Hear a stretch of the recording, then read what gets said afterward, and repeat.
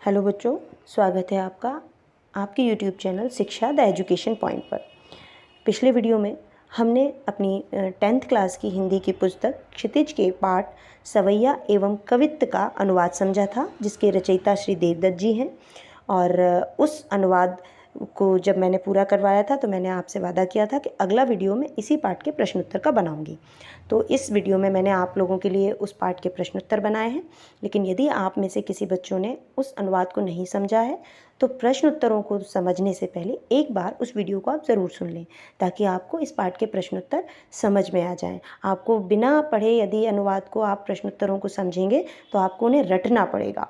और याद रखिए, रटी हुई चीज़ें बहुत दिनों तक नहीं साथ रहती हैं। तो आपको मैं पूरी कोशिश करूँगी कि रटना ना पड़े और आपको बहुत अच्छे से वो चीज़ें समझ में आ जाएँ, ताकि आप एग्ज़ाम में भी बड़े आराम से उसको अपने वर्ड्स में लिख सकें। तो चलिए, उस जो वीडियो की लिंक है वो मैं डिस्क्रिप्शन में दे दूँगी, यदि आपने नहीं सुना है तो उसे सुन लें। अब हम आते हैं अपने प्रश्न उत्तर पर। पहला प्रश्न है इस पाठ का कि कवि ने श्री ब्रज दूल्हा किसके लिए प्रयुक्त किया है और उन्हें संसार रूपी मंदिर का दीपक क्यों कहा है। तो वीडियो में मैंने आपको बताया ही था।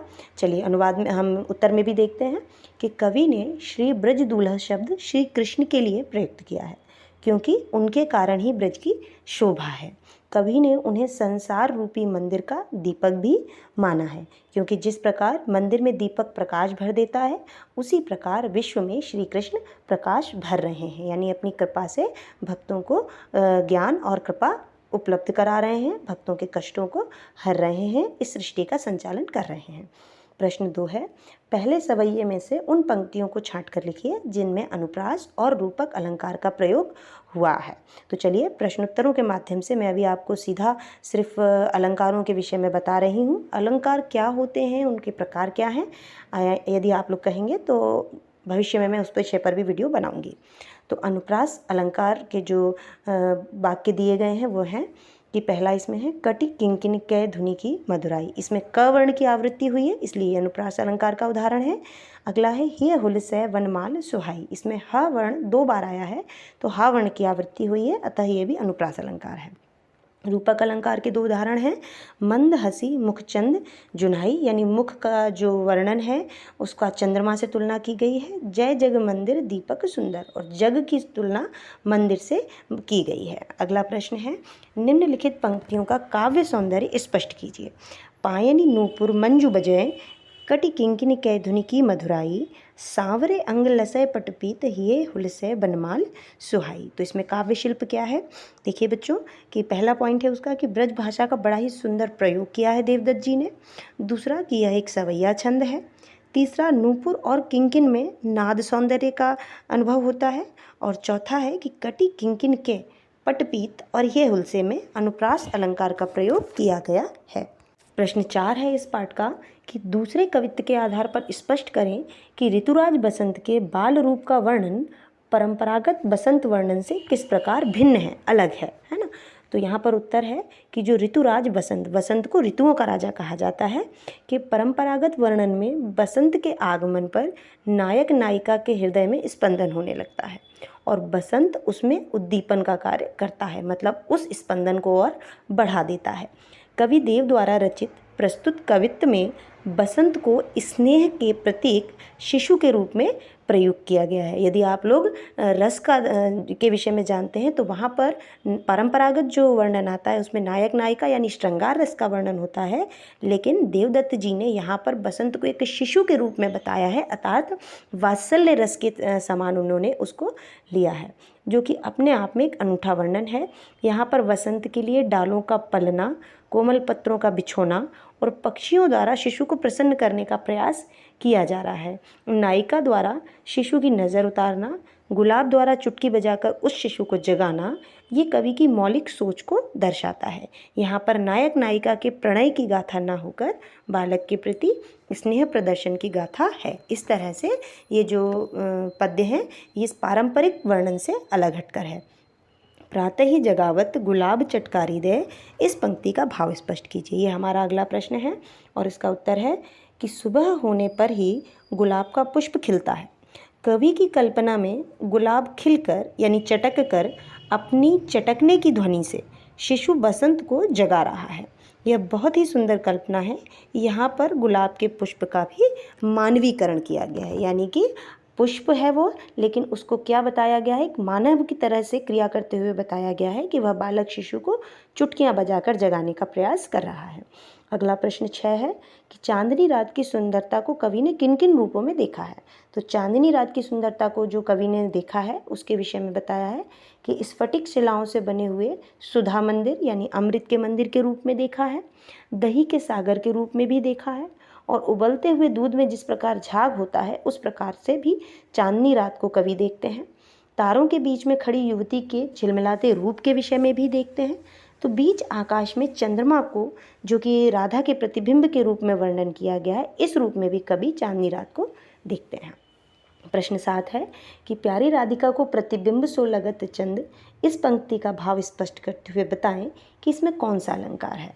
तो बच्चों उत्तर है इसका कि कवि कहना चाहता है कि आकाश के बीचों बीच चंद्रमा ऐसा लग रहा है कि राधिका दर्पण में मुख देख रही हो। यहाँ पर कवि ने चंद्रमा की तुलना राधा जी के मुख से की है। पंक्ति के आधार पर चंद्रमा राधा का प्रतिबिंब है, अर्थात राधा का मुख चंद्रमा से भी उज्ज्वल है। अतः इस पंक्ति में व्यतिरेक अलंकार है। अब व्यतिरेक अलंकार क्या है तो उसके विषय में भी हम देखते हैं कि जब प्रस्तुत यानी उपमेय की तुलना अप्रस्तुत, जो वहाँ पर नहीं है, उपमान से की जाती है, परंतु उपमेय उपमान की अपेक्षा हीन हो, तब व्यतिरेक अलंकार होता है। मतलब कि जिसकी तुलना की जा रही है, जिससे तुलना की जा रही है, वह उससे कम हो तो वहाँ पर व्यतिरेक अलंकार होता है। प्रश्न 8 है, तीसरे कवित्व के आधार पर बताइए कि कवि ने चांदनी रात की उज्ज्वलता का वर्णन करने के लिए किन किन उपमानों का प्रयोग किया है। तो उत्तर है कि तीसरे कवित्व में कवि देव ने चांदनी रात की उज्ज्वलता का वर्णन करने के लिए निम्नलिखित उपमानों का प्रयोग किया है, जैसे कि स्फटिक शिला, दही का समुद्र, दूध का फेन, फेन यानी झाग, तारे और दर्पण। प्रश्न 9 है, पठित कविताओं के आधार पर कवि देव की काव्यगत विशेषताएं बताइए। तो पठित कविताओं के आधार पर कवि देव की जो विशेषताएं हैं वह निम्न है कि रीतिकालीन दरबारी कवियों की तरह ही कवि देव ने वैभव सौंदर्य का वर्णन किया है।